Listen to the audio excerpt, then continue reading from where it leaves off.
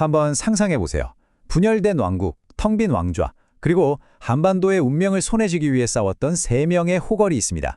오늘 자료 분석에서는 바로 이들의 이야기를 따라가 보겠습니다. 바로 이겁니다. 이 거대한 드라마의 핵심 질문이죠. 3명의 왕, 그리고 단 하나의 왕자. 과연 누가 최후의 승자가 될까요? 자, 배경부터 한번 살펴볼까요? 때는 통일신라 말기. 나라가 정말 말이 아니었어요. 중앙정부는 힘을 잃고 그 틈을 타서 각 지역에서 엄청난 군사력과 경제력을 가진 사람들이 등장하기 시작합니다. 우리가 바로 호족이라고 부르는 사람들이죠.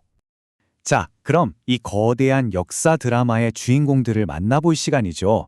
정말이지 각기 다른 개성과 전략을 가진 세 인물이 무대 위로 올라섭니다.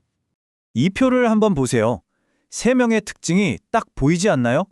먼저 신라 장군 출신의 공격적인 전사 견훤, 그리고 신비주의를 내세우다가 결국 폭군이 되어버린 궁예, 마지막으로 엄청난 외교술과 포용력으로 사람들을 끌어모은 왕건. 와, 정말 이렇게나 다른 세 사람이 어떻게 한반도를 두고 싸우게 됐을까요? 자, 첫 번째 인물 견훤입니다. 이 사람은 원래 신라의 장군이었어요. 그런데 출신 성분 때문에 능력을 제대로 인정받지 못했죠. 여기에 불만을 품고 결국 자신의 강력한 군사력을 바탕으로 900년에 후백제라는 나라를 세웁니다. 그의 가장 큰 특징이 뭐였냐면요. 바로 이 경험에서 나온 옛 조국 신라에 대한 엄청난 적개심이었어요. 다음은 궁예입니다. 신라 왕족 출신이라는 꽤 괜찮은 배경을 가졌죠. 근데 이 사람의 행보는 정말 예측이 불가능했어요. 나라 이름을 계속 바꾸고 수도도 막 옮기고 처음엔 이게 먹혔을지 몰라도 시간이 갈수록 점점 불안정한 리더십을 보여주기 시작합니다. 그리고 마지막 주자 왕건. 이 사람은 앞선 2명과는 접근법이 완전히 달랐습니다. 폭군이 든 궁예를 몰아내고 고려를 세운 뒤 뭘 했느냐. 경쟁자들처럼 신라를 적으로 돌리는 대신 오히려 끌어안았고요. 백성들의 세금을 확 낮춰서 민심을 얻었죠. 게다가 힘 있는 지방 세력들, 그러니까 호족들과는 결혼을 통해서 동맹을 맺는 정말 뛰어난 외교 전략을 펼쳤습니다. 자, 이제 각 인물들에 대해 알아봤으니 이 전장의 판도를 바꾼 결정적인 전투들로 한번 넘어가 보겠습니다. 역사의 흐름이 바뀐 순간들이죠. 때는 서기 927년, 정말 충격적인 사건이 터집니다. 견훤이 신라의 수도, 바로 경주를 침공해서 왕을 죽게 만든 거예요. 이 사건이 바로 고려와 후백제 사이에 벌어질 거대한 전쟁의 불씨가 됩니다. 그리고 바로 이어진 공산전투에서 왕건은 정말 죽을 뻔했어요. 그때 그의 가장 충성스러운 부하였던 신순겸이 왕의 갑옷을 대신 입고 싸우다가 전사합니다.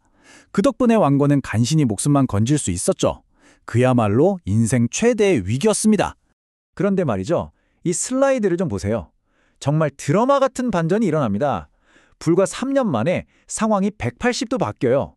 927년 공산전투에서 거의 전멸 직전까지 갔던 왕건이 930년 고창전투에서는 압도적인 승리를 거두면서 전쟁의 주도권을 완전히 가져가 버립니다. 자, 이렇게 왕건이 전장에서 승승장구하는 동안 그의 라이벌들은 어땠을까요? 재밌게도 그들의 나라는 외부가 아니라 바로 내부에서부터 무너지고 있었습니다. 궁예의 몰락 과정을 한번 볼까요? 첫째, 자기가 살아있는 부처, 미륵이라고 선언해요. 둘째, 관심법이라고 해서 사람 마음을 읽는다는 말도 안 되는 능력으로 자기 아내, 아들, 신하들을 마구 죽이기 시작합니다. 공포정치죠. 그러니 어떻게 되겠어요? 결국 자기를 따르던 부하들에게 쫓겨나고 맙니다. 후백제에서도 정말 막장 드라마 같은 비극이 일어납니다. 아들에게 감금당한 아버지. 이게 무슨 말이냐면요. 왕위 계승 문제로 불만을 품은 견훤의 맏아들 신검이 쿠데타를 일으켜서 자기 아버지를 절에 가둬버린 겁니다.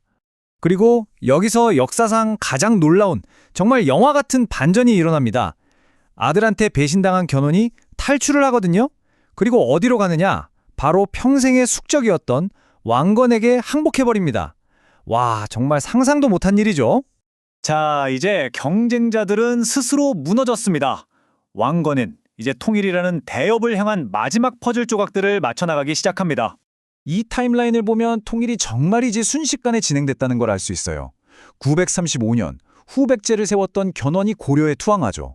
얼마 안 있어서 신라의 마지막 왕도 나라를 통째로 들어서 평화롭게 항복합니다. 대세는 이제 완전히 기울었어요. 그리고 마침내 936년 왕건은 어제의 적이었던 견훤을 맨 앞에 세우고 그의 아들이 이끄는 후백제 군대를 격파하면서 드디어 후삼국 통일이라는 위대한 업적을 완성합니다. 이로써 길고 길었던 분열의 시대는 막을 내리고 한반도는 다시 하나의 나라 아래 뭉치게 됩니다. 그런데 여기서 정말 중요한 게 있어요. 왜 이 이야기가 지금 우리에게 중요할까요?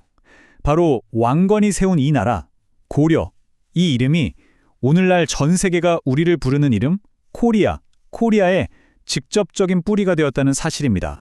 자, 오늘의 이야기는 우리에게 이런 질문을 던집니다. 진정으로 오래가는 유산을 만드는 건 정복자의 칼일까요? 아니면 통합하는 사람의 손일까요? 공격적인 힘으로 모든 걸 굴복시키려 했던 견훤과 궁예는 역사 속으로 사라졌습니다. 하지만 포용과 외교로 모두를 품었던 왕건의 유산은 코리아라는 이름으로 바로 지금까지 이어지고 있죠. 여러분은 어떻게 생각하시나요? 진정한 힘은 과연 어디에서 나오는 걸까요?